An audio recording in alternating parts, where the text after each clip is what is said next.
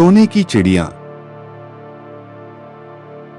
उसने नजर उठाकर देखा, सचमुच वही लोमड़ी खड़ी थी। लोमड़ी ने मुस्कुराते हुए कहा, क्यों, क्या हाल है? इस बार तो तुम्हारी मदद करने की मेरी जरा भी इच्छा नहीं थी, लेकिन मैं 7 दिन से तुमको पहाड़ खोदते हुए देख रही हूँ। मुझे दया आ गई और मैं तुम्हारी मदद के लिए चली आई। जाओ, तुम बहुत थक गए हो, सो जाओ, मैं थोड़ी ही देर में तुम्हारा काम पूरा कर दूंगी।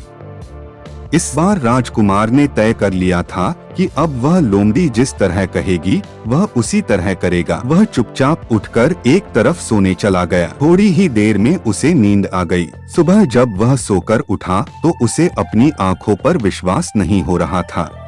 वहाँ कहीं भी पहाड़ का नाम नहीं था और महल का सुंदर दृश्य दिखाई दे रहा था। राजकुमार सीधा राजा के पास पहुंचा। राजा उसके काम पर बहुत खुश था। उसने तुरंत अपने वादे के अनुसार राजकुमारी के साथ उसका विवाह कर दिया।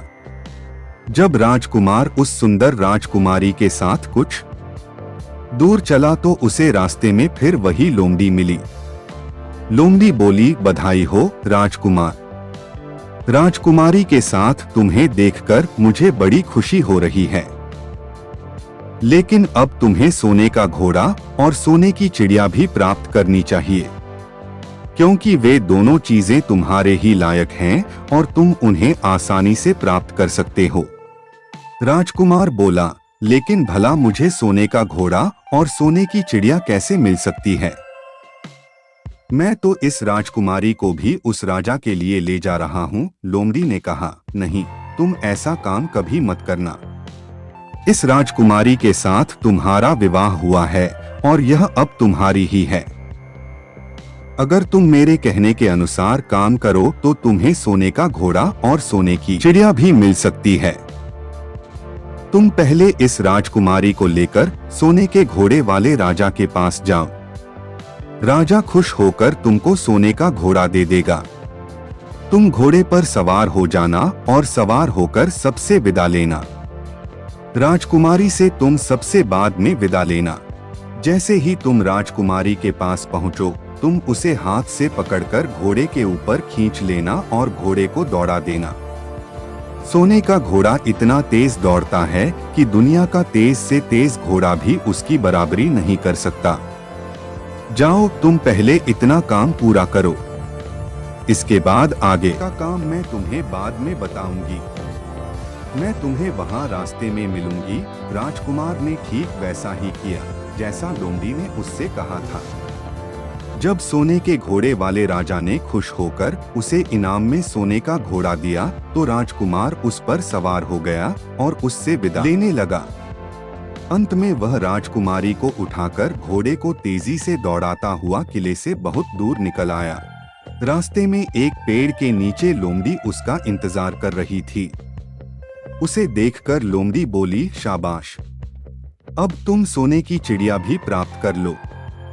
जब तुम सोने की चिड़िया वाले राजा के पास पहुंचोगे तो वह इस घोड़े को देखकर बहुत खुश होगा।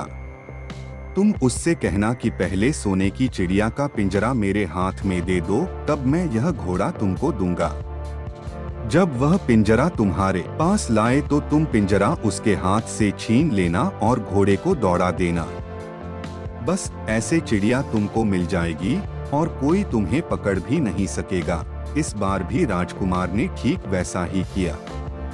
वह राजकुमारी के साथ ही घोड़े पर बैठा रहा और जब राजा ने उसके हाथ में सोने की चिड़िया का पिंजरा दिया तो उसने देखते देखते एड़ मार दी और सोने का घोड़ा हवा से बातें करने लगा। कुछ दूर चलने पर लोमड़ी उसे मिली। राजकुमार ने उससे कहा, तुमने मेरी बड़ी मदद की है। तुम्हारी वजह से मुझे न सिर्फ सोने की चिड़िया मिली बल्कि सोने का घोड़ा और इतनी सुंदर राजकुमारी भी मिल गई। बताओ, मैं तुमको क्या इनाम दूं? मैं तुमको कुछ न कुछ जरूर देना चाहता हूँ। लोमड़ी ने कहा, अगर तुम खुश हो तो मेरा एक काम कर दो। तुम एक तीर चलाकर मुझे मार दो। इस समय तुम यही सबसे बड़ा काम मेरे लिए कर सकते हो।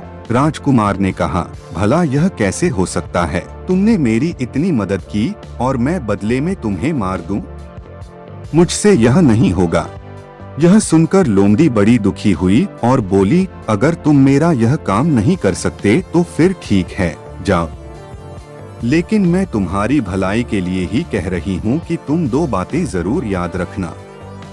एक तो तुम किसी कुएं की दीवार पर मत बैठना और दूसरे तुम ऐसे लोगों के लिए धन मत खर्च करना जिन्हें फांसी मिलने वाली हो। राजकुमार बोला, भाई तुम भी अजीब हो, तुम्हारी बातें मेरी समझ में ही नहीं आती।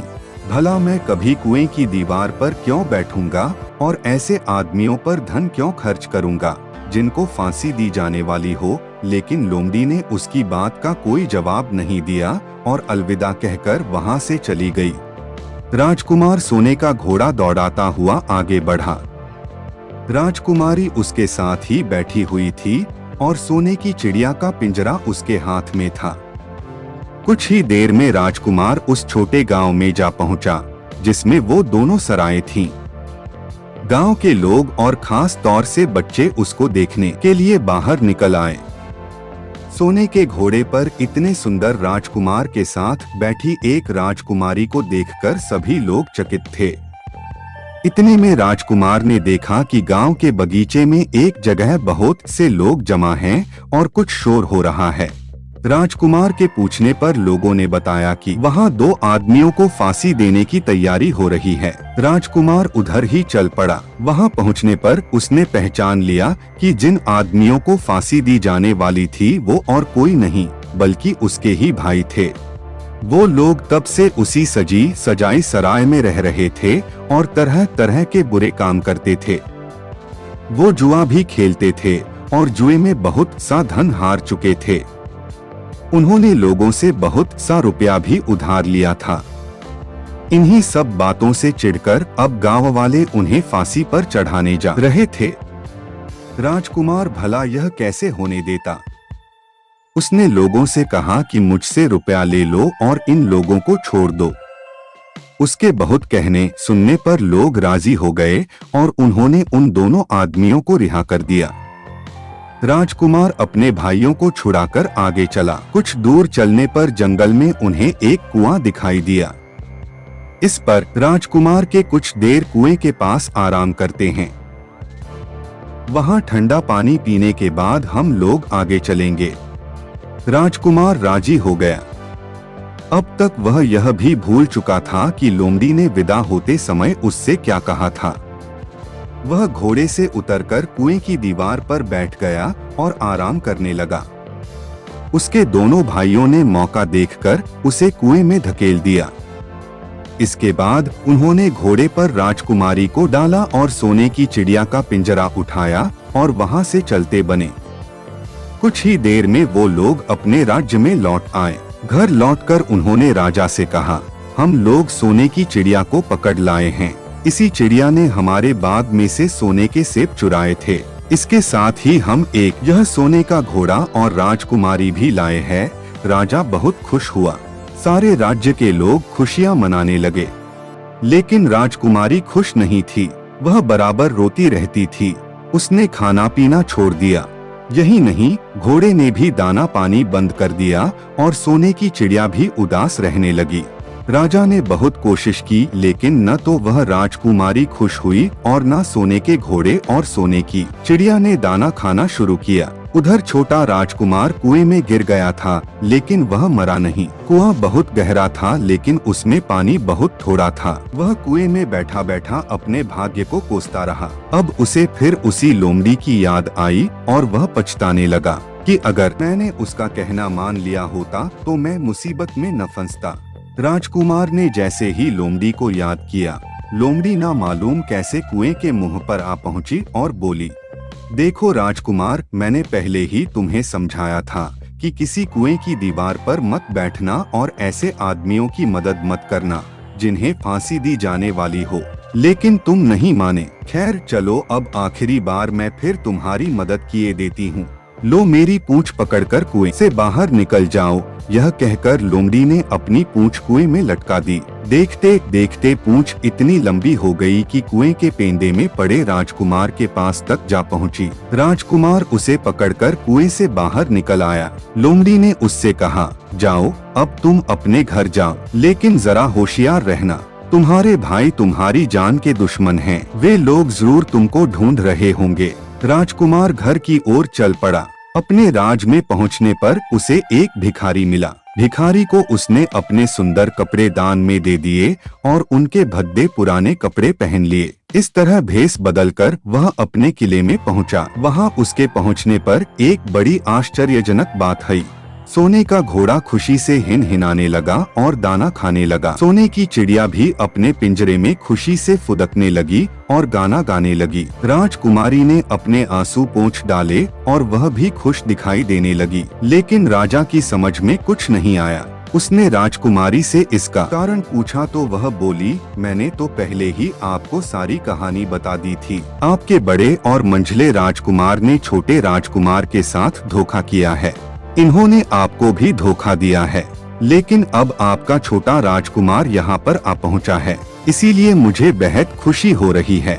उसी के साथ मेरी शादी हुई है और मैं उसके साथ ही सुखी रह सकती हूँ। फिर उसने मैले कुचैले कपड़े पहने एक आदमी की ओर इशारा करते हुए कहा, वह रहा आपका छोटा राजकुमार। राजा ने भी अपने छोटे लड़के को पहचान लिया। अब राजा ने अपने छोटे बेटे के बारे में अपने विचार बदल दिए। अब वह उसको बहुत समझदार और बहादुर मानने लगा और उससे बहुत अधिक प्यार करने लगा।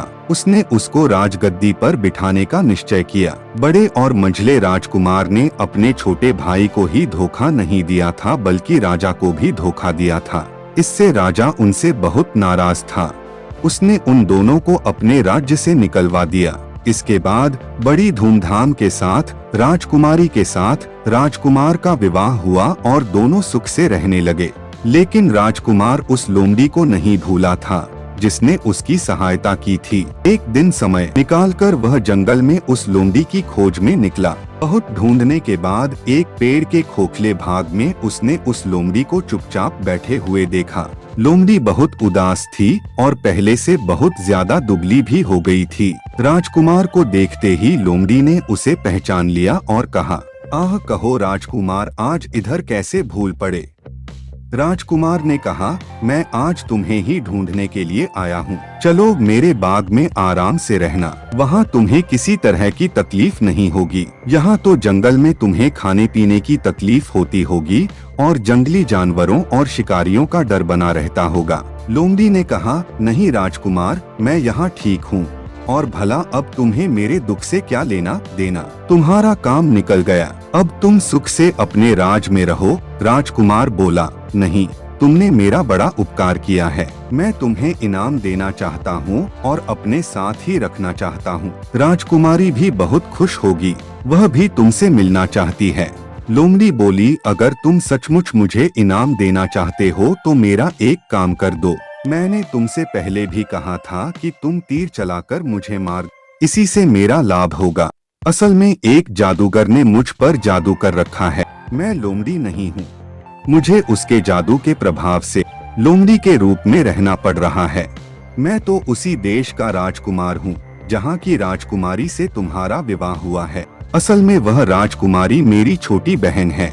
अगर तुम तीर चलाकर मुझे मार दोगे तो इस जादू से मुझे मुक्ति मिल जाएगी और मैं फिर अपने देश लौट सकूंगा। राजकुमार को यह सुनकर बड़ा आश्चर्य हुआ। उसने फौरन अपने धनुष पर तीर चढ़ाया और लोमड़ी की ओर छोड़ दिया। तीर के लगते ही लोमड़ी मर गई और उसमें से एक सुंदर सा राजकुमार निकल आया। फिर दोनों राजकुमार आपस में गले मिले।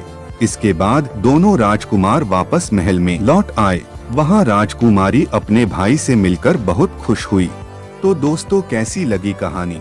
अगली कहानी सुनने के लिए बने रहे हमारे चैनल पर। तो वीडियो को लाइक, शेयर और चैनल को सब्सक्राइब करना ना भूलिए और हमारी अगली कहानी सुनने के लिए बेल नोटिफिकेशन को ऑल पे सेट कर दो। मिलते हैं अगली कहानी में। धन्यवाद।